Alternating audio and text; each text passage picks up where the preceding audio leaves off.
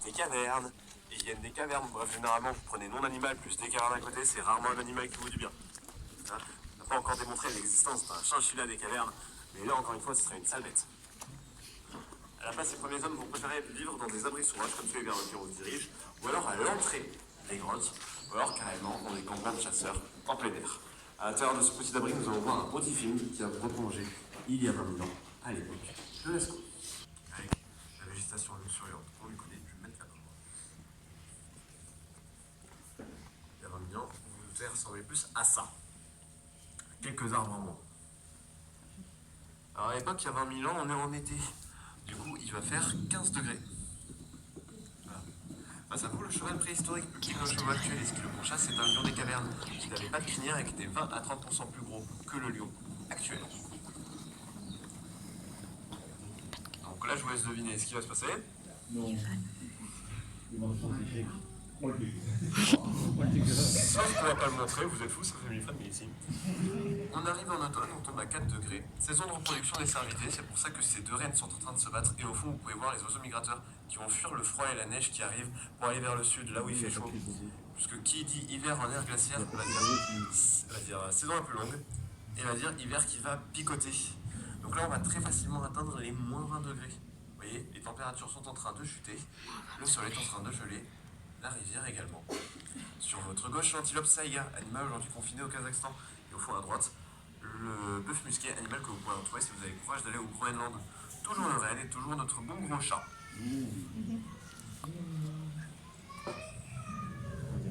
On va pas le montrer. Enfin, on finit par le printemps. On va remonter sur 2 degrés, c'est très très chaud. Et au fond à droite, vous pouvez voir le roc, l'ancêtre du taureau et de la vache. Le dernier représentant a disparu en 1627. Face à vous, la chouette Arfan des Neiges, 1,80 m d'envergure, les ailes déployées, Edwige dans Harry Potter.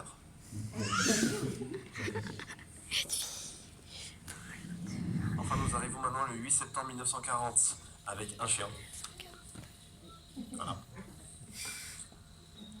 Suivi 4 jours plus tard, le 12 septembre, par son maître, Marcel Ravida, accompagné de 3 copains, Georges Agnès, Simon Coicas et Jacques Marcel. Les 4 garçons sont les 4 inventeurs de la grotte, ceux qui l'ont découvert.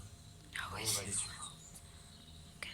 Allez, tout le monde. Il n'y a pas de cette pause générique, ça sert à rien que vous restiez.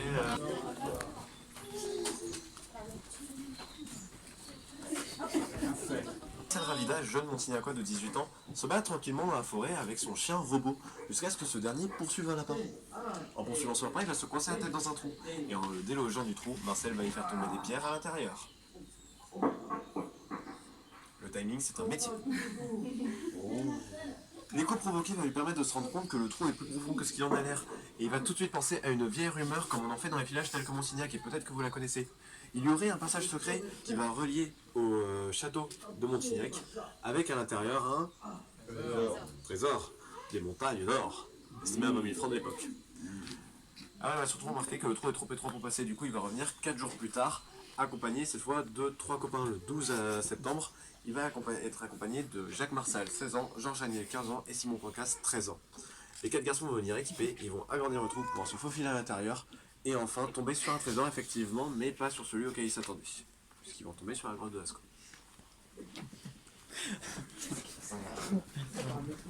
Bon, alors ça va faire rire.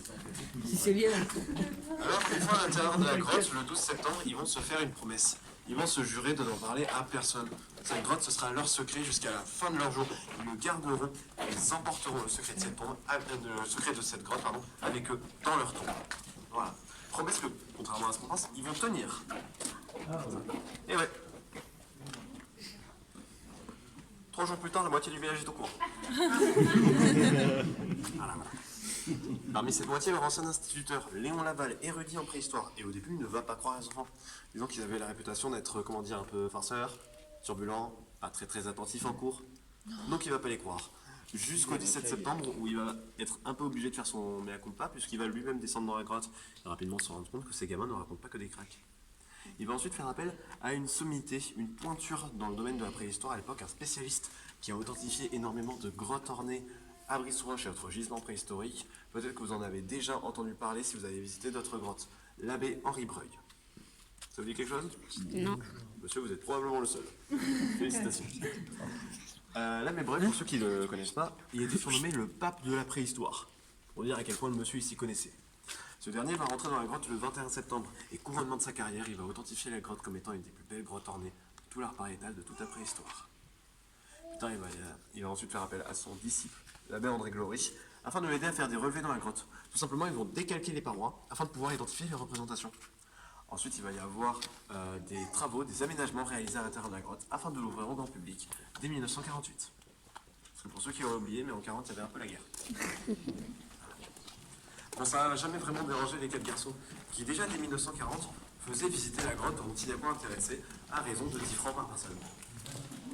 Les affaires sont les affaires. C'est maman qui est décidée. Alors la grotte, on va l'ouvrir au grand public en 48, certes, mais on va surtout la fermer. On va la fermer en 1963, après 15 années de bons et loyaux services, à la demande de l'ancien ministre des Affaires culturelles, André Malraux. Pourquoi ? Parce qu'avec la réouverture au climat actuel et le million de visiteurs qui va rentrer durant ces 15 ans, elle va tomber malade. Les maladies vont apparaître sur la paroi symbolisées par des taches de différentes couleurs.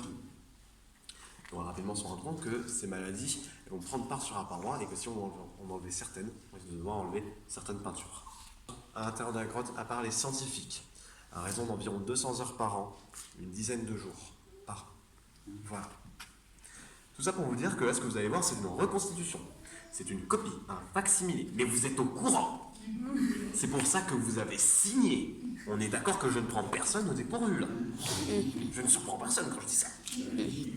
Fantastique. 15h, 40 degrés, pas un pète d'ombre, pas un nuage dans le ciel, plein soleil, on meurt. Aussi bien guide que skipper, hein. On est tous logés à la même enseigne. Hein, moi, ce qui m'achève le plus, c'est vraiment la luminosité, c'est terrible.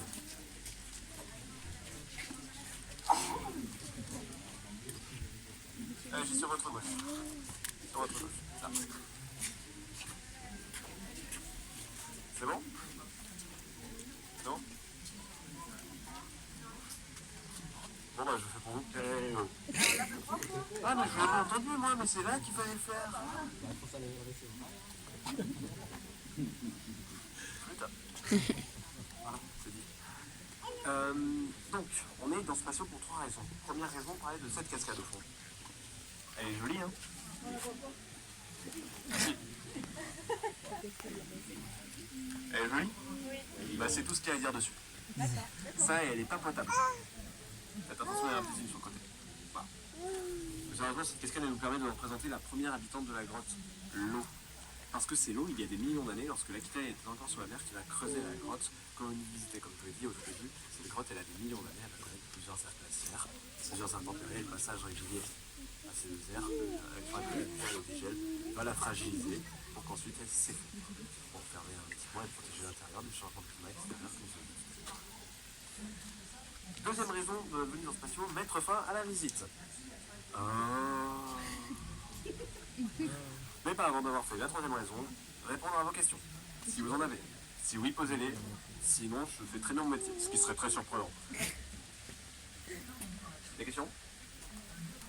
Donc, vous êtes en train d'assumer que je suis un très bon guide. Un très drôle.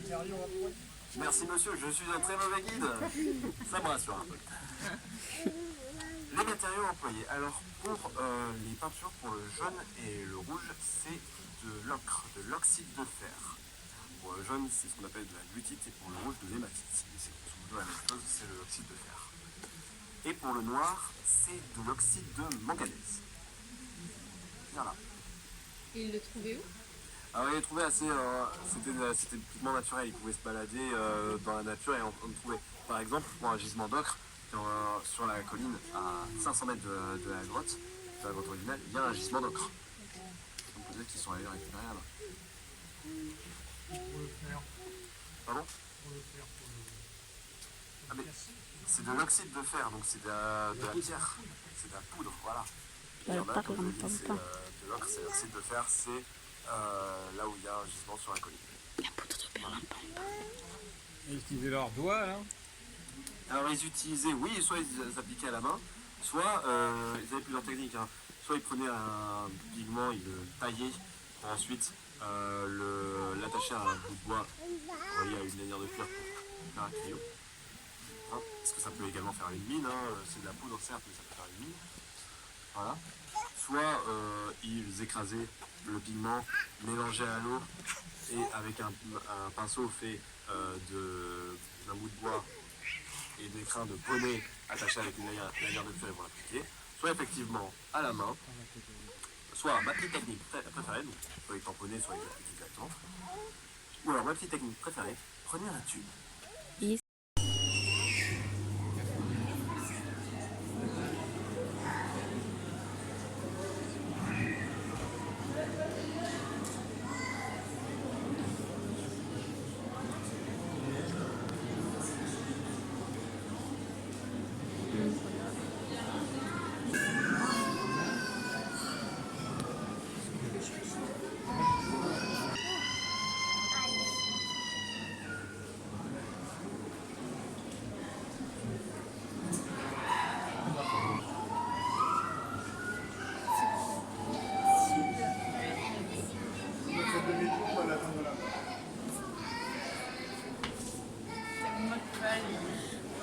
Tais-toi, toi.